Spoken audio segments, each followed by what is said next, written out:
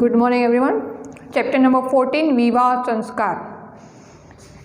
16 સંસ્કારો જે કહેવાય છે ભારતીય સંસ્કૃતિની અંદર, એ 16 સંસ્કારમાં એક વિવાહ સંસ્કાર આવે છે. એમાં શું કહે છે ઇન્ટ્રોડક્શનની અંદર, ધ ટ્રેડિશન ઓફ 16 સેરેમોનીઝ સંસ્કાર are very popular and common in the Asian lifestyle of India. પ્રાચીન સમયથી એ 16 સંસ્કારોની એ જે વાત છે એ ચાલતી આવે છે. It is a belief that everyone is acquainted with some qualities from his or her birth, and those qualities from birth must be preserved. Along with those, many other qualities must be included in a person. As a plan, a scheme for that 16 sanskar were made publicly popular. એટલે દરેક માણસને જ્યારે જન્મે છે ત્યારે એની અમુક એક quality એની સાથે જ હોય છે, બરાબર. એના જન્મની સાથે જ એને વારસાગત એ મળી હોય છે કે જે હોય, બરાબર. એમાં એ શું કહે છે કે those quality from birth must be preserve. જે છે એ જે લક્ષણો છે, અમુક જે સંસ્કારો છે એ સાચવી રાખતા હોય છે. સો અહીંયા એમાં એક 16 સંસ્કારોની જે વાત છે એ કે out of those sanskar only some have remained popular and large, while some are restricted to some families.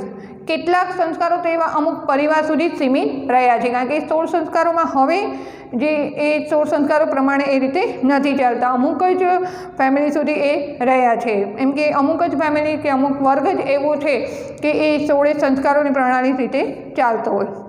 Out of those sanskar which are practice by people, marriage સંસ્કાર અથવા સેરેમની ટોપ ધ લિસ્ટ.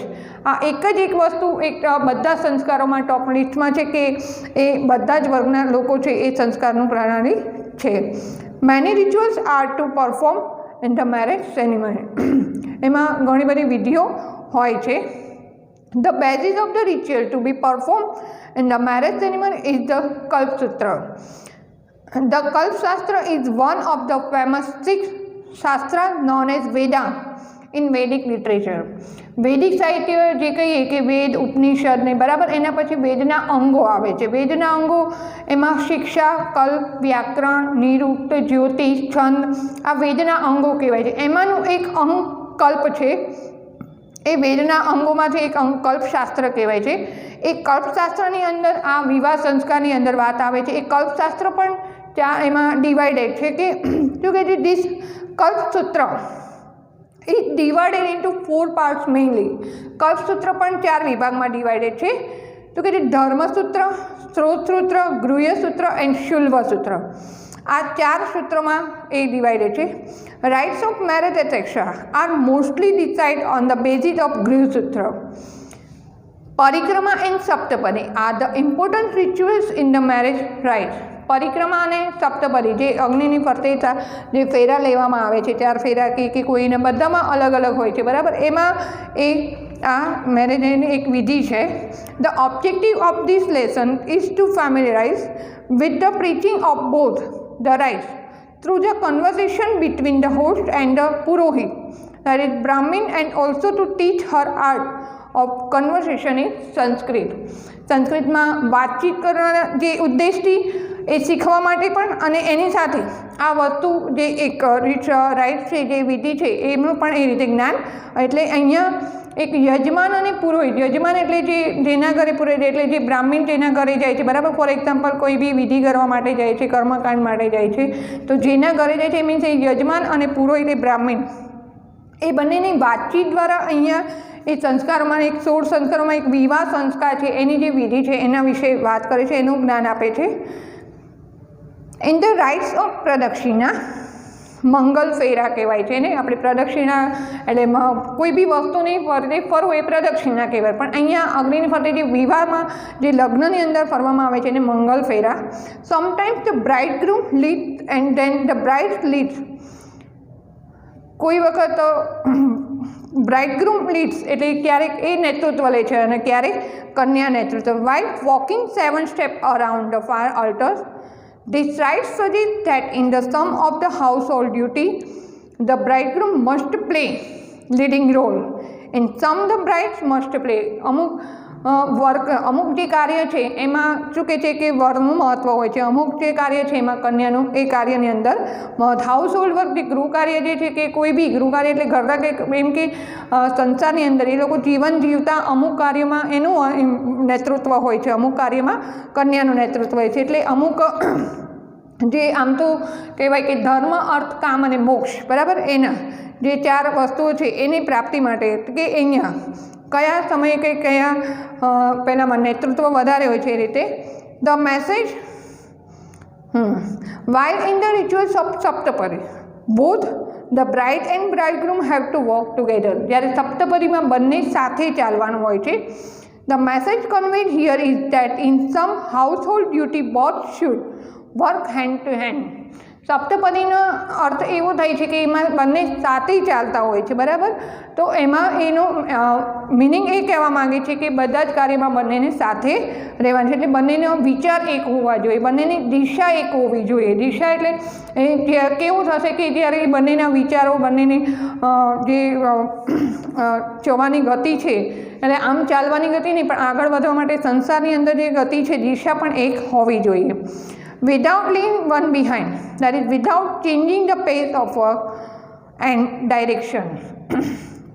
કાર્ય અને વિચારોની દિશા પણ બંનેની સરખી હોવી જોઈએ. એટલે કહેવાનો થાય કે સપ્તપદીમાં બંને સાથે ચાલે છે એટલે સંસારની અંદર જે કંઈ કાર્યની અંદર બંનેનો સાથ હશે. કંઈ બી ડિસિઝન હોય અથવા કંઈ બી કોઈ નવા કાર્યની શરૂઆત હોય કે કોઈ બી બંનેના સાથ રહેશે. Thus, both these rituals impart very important lesson in observing and maintaining balance in a family life.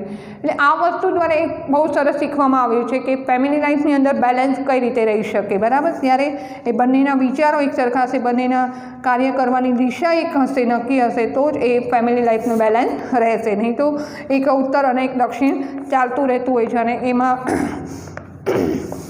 એવી પણ ફેમિલી લાઈફ હોય છે. મીન્સ અહીંયા બહુ ઇઝી લેસન છે પણ આમ ઇઝી લેસન દ્વારા એક વસ્તુ બહુ સરસ ઉપદેશથી, નાના એવા સરસ આપણી જે ઉપદેશથી શીખવવામાં આવી છે. આમ તો જનરલી ઘણી બધી જગ્યાએ મેરેજમાં જતા હોય છે ને ખાલી આપણે એન્જોય કરીએ છીએ ને ફંક્શન એન્જોય કરીને આવી જાય છે પણ એની એક વિધિ જે રિચ્યુઅલ્સ છે એ વિધિમાં આપણે ક્યારેય ધ્યાન નથી હોતું કે એ કઈ જગ્યાએ કઈ રીતે વિધિ પ્રમાણે થતું હોય છે બરાબર. તો અહીંયા મેઇન 2 વિધિ જે કઈ છે પ્રદક્ષિણા અને સપ્તપદી મીન્સ મંગલ ફેરા અને સપ્તપદી બંનેનું એક્સપ્લેન કરાવ્યું છે. શું કે જે યજમાન ધ હોસ્ટ જે હોય છે વિવાહ સંસ્કારે વિવિધા વિધયો ભવન્તિ and marriage ceremony different rituals એટલે જે ઘણા બધા વિધિઓ હોય છે તત્ર પ્રદક્ષિણા નામનો પ્રસિદ્ધ વિધિ રહે. એમાં વધારે ફેમસ હોય તો વધારે આ પ્રમાણે જ બધા ચાલતા હોય છે. પ્રદક્ષિણા નામની વિધિ હોય છે. કિમ નામ પ્રદક્ષિણા હતી. આ પ્રદક્ષિણા એ શું છે? એકચ્યુઅલી પ્રદક્ષિણા એ ખબર જ છે કે ચલો ફરવાનું પણ એનું ઇમ્પોર્ટન્ટ એમાં શું છે કે એમાં એ મંગળફેર એટલે એ અગ્નિની ફરતે એ પ્રદક્ષિણા કરવામાં આવે છે. એનું શું મહત્ત્વ છે? પુરોહિત સામાન્યતઃ પ્રદક્ષિણા શબ્દ કમ અપી પદાર્થમ પરિતઃ ભ્રમણમ સૂચયતિ. સામાન્યતઃ એટલે એકચ્યુઅલી પ્રદક્ષિણા એટલે શું કે જે કોઈ બી થિંગ્સ હોય, પદાર્થ હોય, પરિતઃ ઓલ સાઇડ ચારે બાજુ એને ફરવાનું સૂચવે છે. પરંતુ વિવાહ સંસ્કારાનો પ્રદક્ષિણા શબ્દે એકા વિશિષ્ટ ક્રિયા સ્મૃતિ પ્રથામાં હતી. પરંતુ મેરેજ સેરેમનીની અંદર આ પ્રદક્ષિણા શબ્દ જે વર્ડ છે એક વિશિષ્ટ વિધિ, એક વિશિષ્ટ ક્રિયા એ સ્મૃતિ પ્રથામાં હતી એટલે એવું યાદ આવે છે કે એક વિશિષ્ટ ક્રિયા છે. યજમાન કાશા વિશિષ્ટ ક્રિયા એ શું વિશિષ્ટ ક્રિયા છે? પુરોહિત કહે છે વિવાહ સંસ્કારે વધુ વર બ્રાઇડગ્રૂમ એન્ડ બ્રાઇડ યજ્ઞ અગ્નિ એટલે જે યજ્ઞનો અગ્નિ હોય પરિતઃ એની ચારે બાજુ ચતુર્વારમ પરિક્રમણ 4 ટાઈમ્સ 4 વખત એની પ્રદક્ષિણા કરે છે. ઇયમ ક્રિયા લોકે પ્રદક્ષિણા ઇતિ નામના પ્રસિદ્ધ હતી. આ જે શબ્દ છે, આ જે પ્રદક્ષિણા શબ્દ છે એમ કે આ રીતે 4 વખત એની ફરતે ફેરા પડે છે એટલા માટે શું કહે છે ક્રિયા લોકે પ્રદક્ષિણા એ નામથી ફેમસ થઈ છે. યજમાન પ્રદક્ષિણા અવસરે વધુવર સહેવ ચલત અથવા અનુક્રમણ ચલે એટલે એમ કે આ પ્રદક્ષિણા જે છે એમાં અવસરે એ સમયે વધુવર બ્રાઇડગ્રૂમ અને બ્રાઇડ એ બંને સાથે ચાલે છે કે પછી આગળ પાછળ ચાલે છે? પુરોહિત પ્રાય तिसृषु प्रदक्षिणा कन्या प्रथम चलती। तिसृषु एटले 3 फेराओमां। आमां एवुं छे अहींया जे आप्युं छे ए बधी ज शुं कहे छे समाजनी अंदर बधा ज पक्षनी अंदर सरखुं नथी होतुं, बधामां अलग अलग होय छे, बराबर। पण अहींया शुं कहे छे के तिसृषु प्रदक्षिणा एटले 3 फेराओनी अंदर 3 प्रदक्षिणा फरे, जेमां ब्राइड जे छे ए पहेला चाले छे, तद अनु वर चलेती, पछी वर चाले छे। एटले पहेला 3 जी प्रदक्षिणा कन्या आगळ होय छे अने पछी वर होय छे। बधामां ज अलग अलग विधि होई शके। ततः अंतिमायां प्रदक्षिणा वर प्रथम चलती तद अनुकन्या। अने जे लास्ट छेल्ली जे प्रदक्षिणा होय एमां वर पहेला चाले छे अने पछी कन्या चाले छे। अहीं सुधीनुं जोईए translation.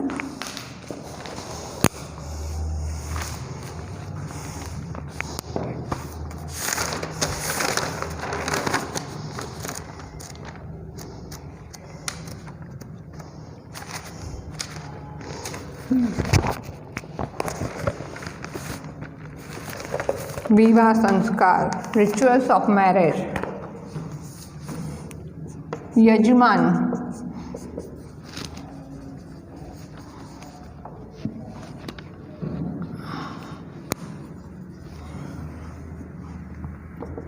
Host.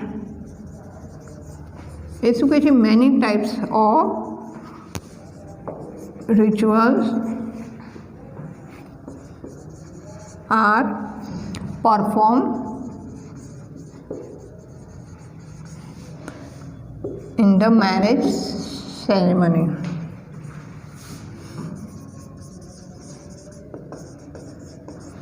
The marriage ceremony. Walking around pradakshina. Walking around means pradakshina, around in a circular manner,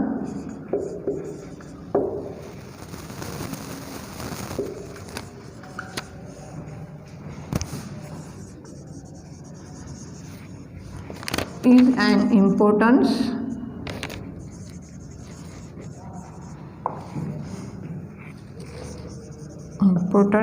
ritual in it.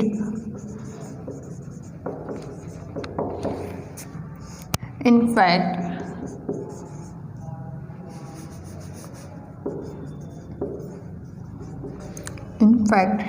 what is walking around?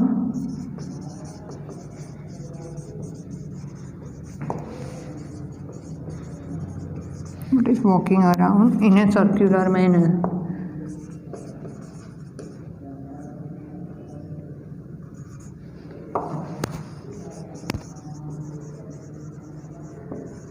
ये प्रदक्षिणा ए शू छे?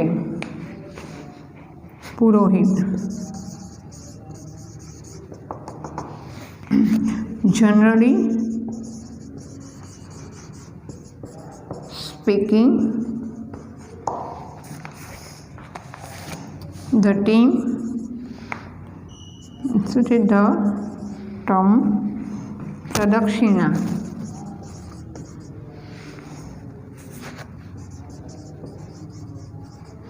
mean to walk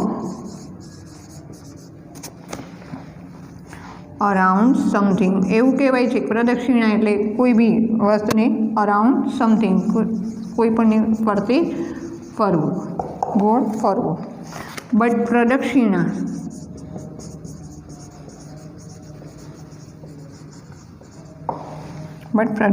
in the marriage ceremony,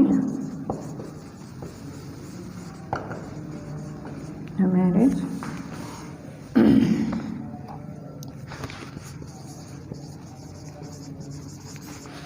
money suggest us a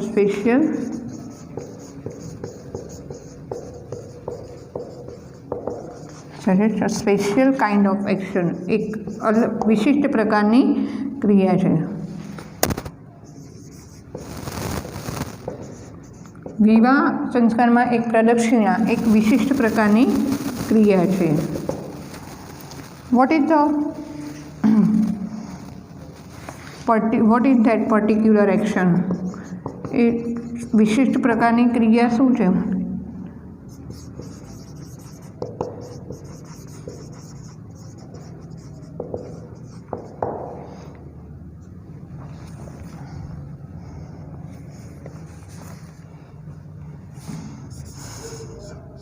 Purohit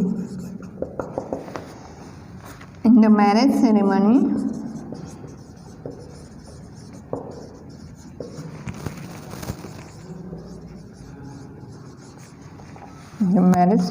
the bride and the bridegroom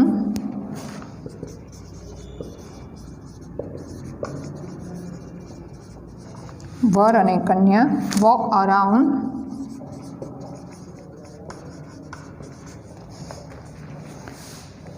around scared એટલે અગ્નિની scared fire યજ્ઞની which is known